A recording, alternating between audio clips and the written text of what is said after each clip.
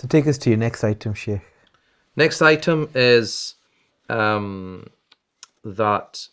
is, in my early days, I was looking at quotes from different writers, and I came across this quote from Rumi, the philosopher, the poet, the scholar, and it's a hypothetical thing. He says, God questions a soul at the gates of heaven.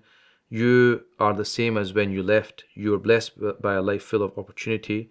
So where are the bruises and scars left by your journey? In other words, that life is not supposed to be easy. Life's not supposed to be full of comfort, and it's supposed to be difficult. You're supposed to go through these difficult periods in your life and come out the other side. And so, when you have an injury, you play a sport, you get injured, you got a scar, that shows you that you played that sport. So what he's saying here is that, you can't just come out life and not having done anything and be non-blemished. You have to have blemish. You're going to have these bruises and scars from life that you've pulled through, you've got through, you've been patient and got to the other side. That's the whole purpose of being existent. So you're going to have good times, you're going to have bad times, you're going to have challenges in your life, and these are things that you need to come through. And so going through those years of difficulty, it's quotes like that really kept me going, that that this is part and parcel of the package. Now, part of one of your significant roles is with Unity Family Services, and you deal a lot with other people's problems and difficulties, and very complex scenarios as well. Now, in therapy, often there's a big emphasis about ensuring there's enough support for the therapist that is helping others. So the concept of helping the helpers. I mean, how do you cope with the intense sort of emotional burden? Because the things that you have to deal with and face are the real, is when things go wrong. It's not particularly glamorous or pleasant stories that people contact you about. It's when things are going wrong, lives are falling apart. I mean, when you go home, when you switch off, how do you deal with everything that you've been dealing with, I guess, throughout the day? I think it's a difficult, it's certainly difficult. You do take on other people's burdens, other people's stories do play in your mind when you're sitting there on your bed thinking about the person, wishing the best. When you make dua for them, you try your best. I think this is where my training comes in.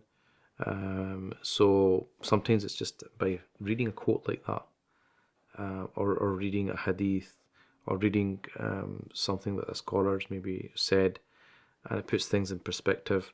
There's obviously the thing of reading Quran, doing the dhikr, that takes eases a heavy heart, and ultimately it's not sustainable to completely give yourself all the time.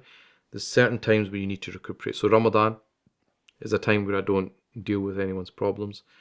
That's my recharge period. I need to recharge my battery, my spiritual batteries. And every so often I will go away, leave Glasgow, and tend to go back to the places where I've studied and spend a bit of time with my teachers, spend a bit of time just being a student again, and being in that environment and just recharging my batteries. Obviously there's Hajj, there's Umrah, these other times where you recharge yourself. And it might sound ironic because you surround yourself with hundreds of people per week, teaching them and engaging with them. But it sounds like it's quite a lonely experience being in the position that you're in. It is a very lonely experience because there's not many people who have experienced what you've experienced. And I think, you can relate to people who have had the same experiences. So when I'm with fellow scholars, from time to time, every so often, maybe once a year, I'll meet with a few people that have studied with me. There's a connect. There's a feeling of you can really let your hair down because you can be with people who have been through what you've been through, who are doing what you do. And so you have the same difficulties, same challenges, they feel the same way. And so that support mechanism is very, very useful. And we have WhatsApp groups with other scholars. So that also with technology that helps. But it is a lonely space. because not many people are experiencing what you're experiencing. And I think this is where you draw inspiration from the Prophet ﷺ, how a lonely experience must have been for him, being a prophet by himself. There's only certain things only that he would have understood.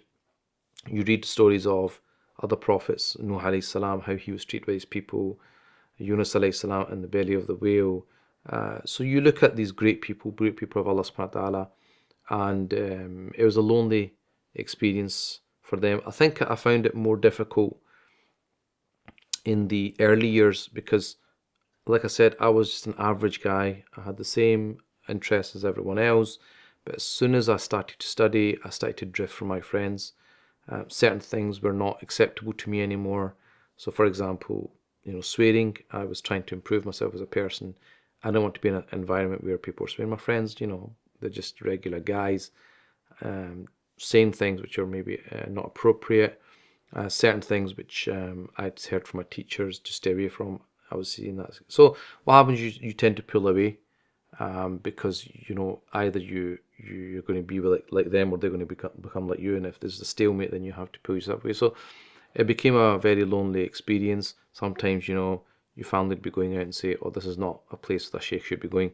So in other words, everyone was away and you're by yourself. So they didn't mean it, but you're feeling it. But I think that is part of the sacrifice you have to make. I remember once one of my teachers, some of the brothers, we were in Wales at the time, had been working a lot, and they're from like the Bosnian countries, and they were working to send money home. And he said, "Look, if you want to work, then go and work, right? But if you want to become a scholar, this is a lifelong experience. This is going to take you the rest of your life. It's going to take up your money. It's going to take up your health. It's going to take up everything. You've got to give this 100%. So you want to make money, by all means, go and make money, but don't become a scholar. But if you want to become a scholar, then you get ready to pay the price." And I remember at that point, I thought, this is the choice. You have to make a choice right now. That if you can't hack it, then go for another life. But if you want to do this, this is the price that you're going to have to pay. And so, alhamdulillah, it's a conscious decision. So, yes, it's difficult. Yes, it's lonely. But that's part and parcel of what I signed up for. And I wonder whether one of the challenges, particularly in dealing with the family relationships and social issues that you deal with, is that you can't just go and pick up a book and say, okay, here's the fatwa for this situation. I can imagine that a lot of the situations you face are quite unique. I mean, can you give is that accurate? And can you give us any Yeah, examples of? yeah. I mean, again, you have spent time with great people, scholars, but they're in a different cultural context to you. They're living in a Muslim country. They're living with in Muslim, predominantly majority Muslim communities from a more kind of conservative culture. The kind of stuff that they're dealing with, yeah, it's challenging, but it's not always the same that you're facing.